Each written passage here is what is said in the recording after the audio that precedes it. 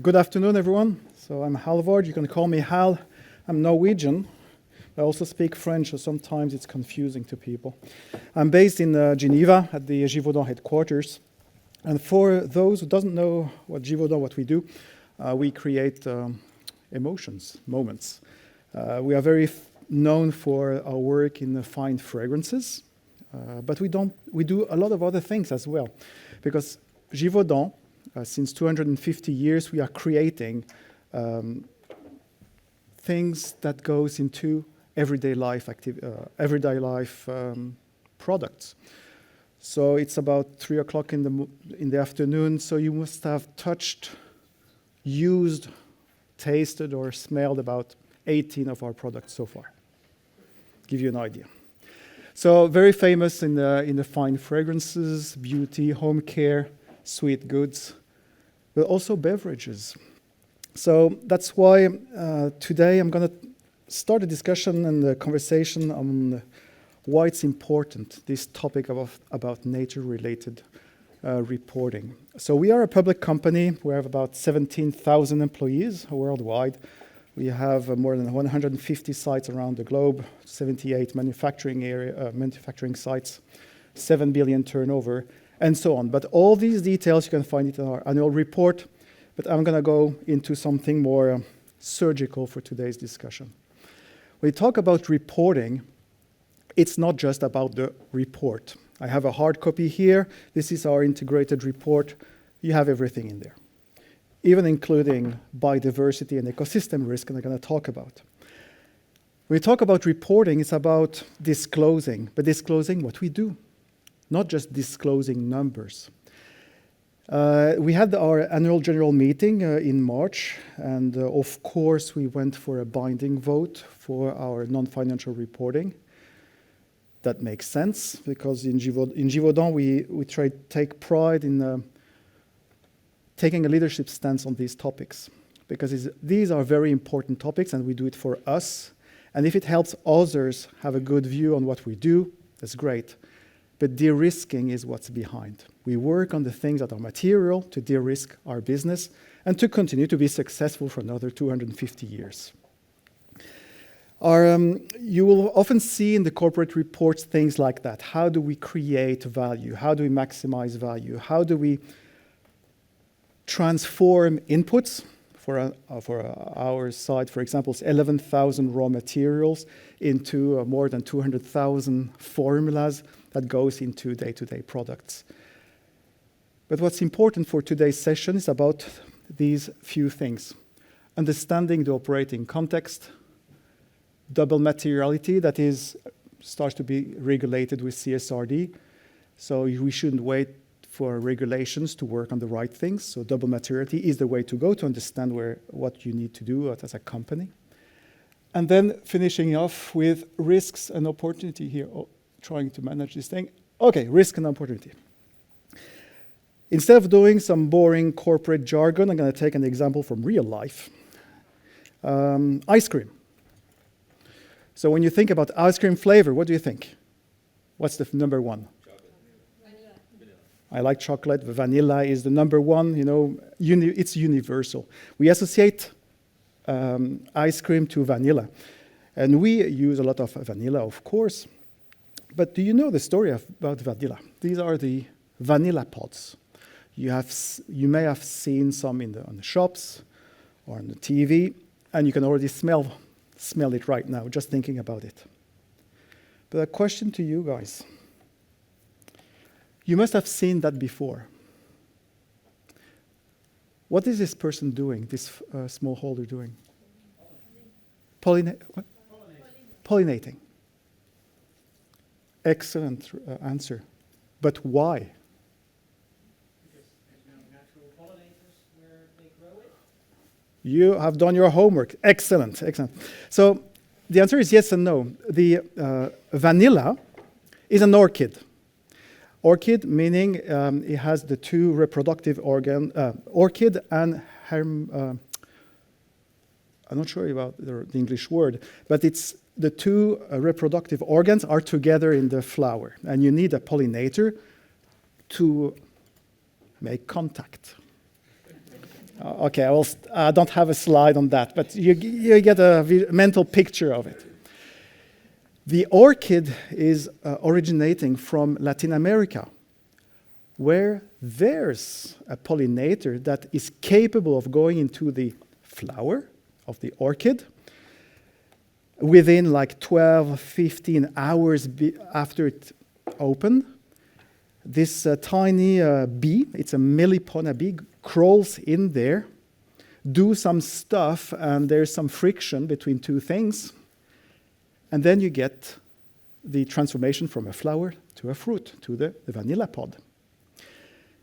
For hundreds of years ago, people, our ancestors, went to Latin America and said, oh, that's cool, this vanilla thing. I will not tell you the entire story, but you can imagine. They said, maybe there's a place on Earth that is more accessible, with better access for trade, etc. And Madagascar came as a natural candidate for this. So they brought the orchid. Wonderful land, wonderful temperatures, wonderful predictability of weather patterns. You know the thing that is disappearing with climate change? Predictability of weather patterns. But the freaking thing doesn't give any pods. Because the famous Melipona bee had no plans to go from Latin America to Madagascar. So we in Givaudan, we know what externalities means. Something you consider for free. We buy from producers pods that are pollinated by hand. So people are doing the job of what we considered free and available and there all the time. So this is the interesting part about biodiversity in ecosystems, is when you truly understand what's behind. And here, many of us remembers it's pollinated by hand, but we didn't know why. It's because the natural pollinator didn't make the journey. So imagine if we are in a different situation when pollinators start to disappear, something that you take for granted. This is what is happening. This is, the mass extinction, etc. It's not a joke, huh? It's real. So imagine everything that is stable today based on ecosystem services that are free, and suddenly they stop. What happens?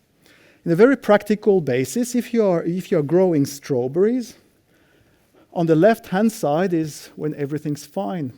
There are insects that does that thing. Pollination can also happen with wind. So you have the middle version.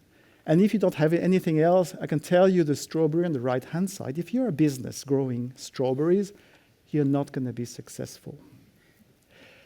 That's why it's so important to understand, that before talking about corporate risk and opportunities, understand why it's important. For us, half of our business model relies on natural raw materials. Imagine if this happens to everything. We'll be in a difficult situation. That's why it's for years and years we have been working on the biodiversity aspect. I talked about the bee, the famous Melipona bee. So this is the bee. It's really a little one, stingless, it doesn't sting. Has gigantic blue eyes in proportion to his body. And it's really badass because it really goes into the flower and is capable of doing what humans are doing with a little wooden stick. So you can imagine the strength you need to do that. 20,000 bees are involved, as bee species are involved in pollination. But only one is domesticated. This is the Apis mellifera, is the honeybee. It's going to be the last one to disappear. Because we are cultivating bees as humans. So you can imagine what we are doing, humans. We feel we are superior to nature. We domesticate things. But fundamentally, there are thousands and thousands of species that depend on pollinators on healthy ecosystems. So to connect back to the topic about biodiversity in ecosystem and reporting, if you measure your success in your action about measuring this one, the number of these honeybees in your supply chain, I can tell you are measuring the wrong thing. because when this one disappears, it's game over, since years. So knowing what to measure is important, but most importantly, what do you do? And that's why, and all the things, the snippets you're going to see here are part of our integrated report, available online, of course. What we do is to connect all the big buckets of actions in the way we govern and we steer our company. The enterprise risk management, that is property of the board of directors, is implemented, of course, within our organization. And the sustainability risks is what we have clubbed together, like things like climate risk, the inconsistency between public commitments and progress, for example, the sustainable sourcing, human rights, risk in biodiversity and ecosystem loss. There are plenty of others. These are written black and white in our reporting suite. And for each of these risks, and today I'm going to just focus on the biodiversity and ecosystems, we take a very holistic view on the impacts, upstream, downstream, about threats and opportunities. So it's not just about the threats. So what does it tell us? It tells us when you understand the risks about biodiversity and ecosystem loss, talked about pollinators, you will remember, you will recognize some of these wordings up here. We understand and we do our best to understand the impact of on value creation. If you don't get strawberries and you need strawberries, you're not going to be making strawberry beverages. It's as simple as that. Of course, we have biotech options. We have other ways to get some of these flavors. But the idea is understanding what we're talking about, the external context, tells you a lot of what you need to do to remain successful. But what matters is putting this into motion, and that's why I'm going to share, how it looks like for us. We started some time ago to first take a step back and trying to explain what we're talking about.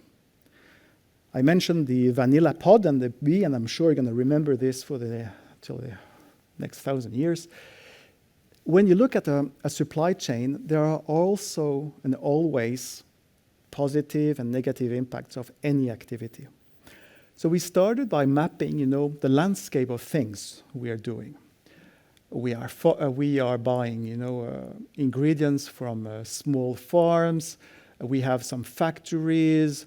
We have some other iconic raw materials. There are some waterways. So we bring this together in a picture, and we try to synthesize what are the negative impacts. First, okay, land use change, land degradation. A land use change, very, very simply put, before the convention center here, there were trees, but we forgot about it. Yeah, because it's in the history, it's gone. So land use change that we are encroaching on nature all the time. And sometimes we call it deforestation because you see people, with cutting logs, with axes, and wow, that's terrible. But when you build a house or build a building, you don't really think about it. Yeah, because you need to build a building. The thing is about water quality. Water quantity is very important. Over-harvesting plants from the wild. We collect some of the ingredients from the wild. So if you take everything, it doesn't grow anymore next year. So you need to have good practices even in wild harvest areas. And then we have soil pollutions. We have all kinds of things that could happen in our waterways that will not help things grow. But there are also very positive things. We are engaged into regenerative agricultural practices, moving from mineral fertilizers to more organic fertilizers. We are doing what our ancestors were doing. Yeah? We're going back to, that was making sense. And we also source, these ingredients because when you buy vanilla ice cream or you smell a beautiful perfume, we bring forward the extraordinary properties of these materials. You can travel to Madagascar without traveling to Madagascar. You can just eat some ice cream and you get this special touch from these special countries. But then, take a step back. The the value for us when we started our biodiversity journey, we were obsessed about looking at what are the things that we are doing that do not help biodiversity. So in so-called, we're doing less of the bad things. It's like in climate action. We are doing less of the bad things by emitting less and less CO2. We don't necessarily do more of the good things, capturing CO2. And that's why we are engaged in regenerative agriculture. But beyond these things, we realize that if our industry have not been interested in patchouli, in lavender, and so on, maybe we will not have it anymore. So there's the existence and the interest of these materials help preserve iconic raw materials. We are not in the commodity business. We don't have gigantic fields with monoculture. No, we don't have. We only have specialty ingredients. That's why understanding by having Givaudan more successful with these raw materials continues to help the preservation of these iconic raw materials. These are the things that are not so obvious. They were not so obvious when we started.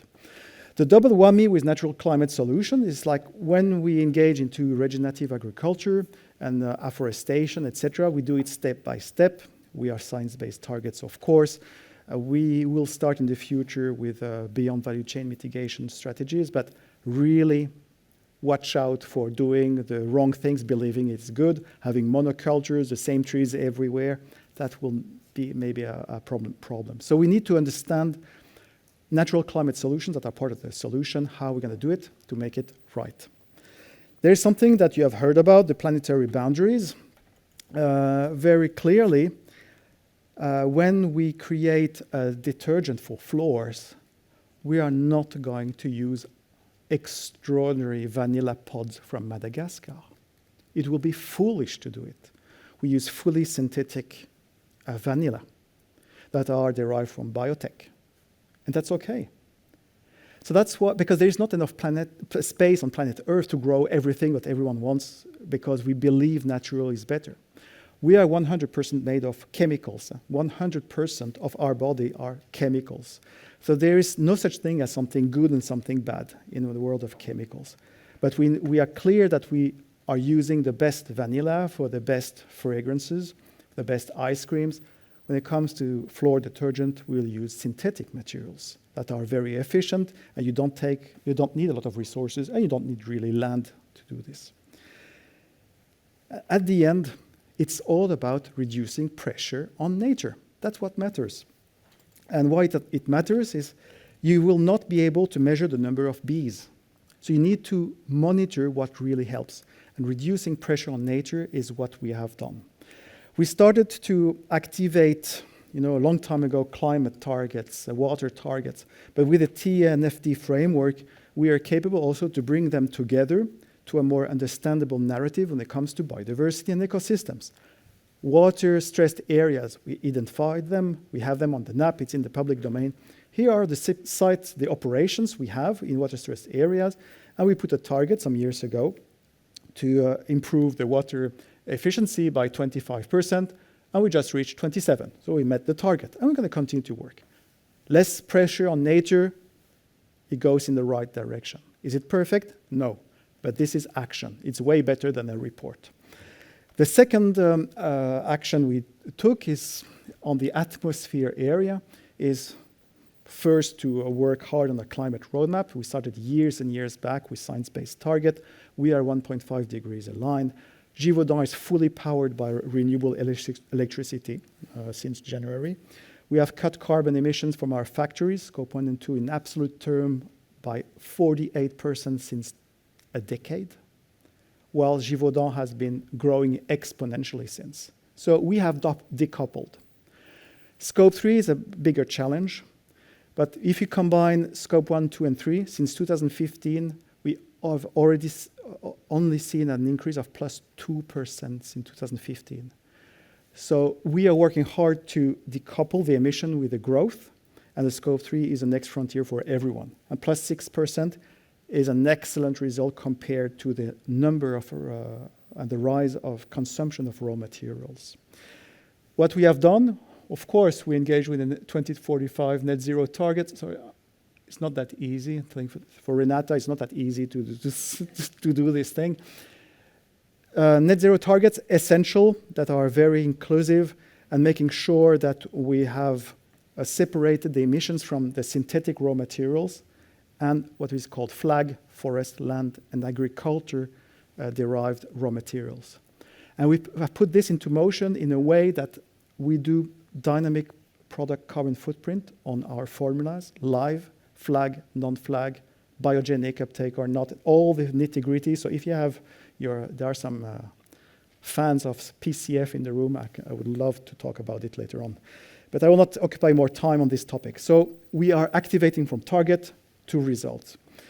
When it comes to land, our global responsible sourcing policy that we have established and improved over years, I am also in charge of responsible sourcing in my company. We have been very clear what we want to see and what we don't want to see. And we are working very hard, not only in due diligence, but also verification on the sites. So you'll see things like deforestation, ecosystem and soil degradation requirements, pesticides and hazardous substances, traceability. These are the things that enable us to measure and to activate targets and things we want to do into real action. Today, 53% of our entire spend of materials is sourced responsibly, meaning that it's natural raw materials, synthetics, and also indirect materials and services. So naturals, we have passed 83% now. Why it's important is like you cannot disconnect biodiversity in ecosystems to the rest. And that's what we have done in the past years, is reconnect these narratives to make it more understandable for the world outside, and most importantly for our team. And I'll finish with the waste that 59% of our sites are zero waste to landfill. It's not fantastic, but we are making great progress. And we think about what do we do and how do we upcycle or do something with our waste, for example, creating biogas with natural raw materials waste. Not hesitate, you'll notice Simon's cat, for the one who are a fan of Simon's cat. Waste is a human invention. So we talk about nature. We are going to tell nature how to do things. I think we need to remain humble when it comes to talk about these things. We have created the notion of waste, so it's our job to create the notion of circularity and stop using this term because it doesn't make any sense, come on. And I'll wrap up with my, with a beautiful picture of Marie-Pierre, one of the famous perfumers in Givaudan.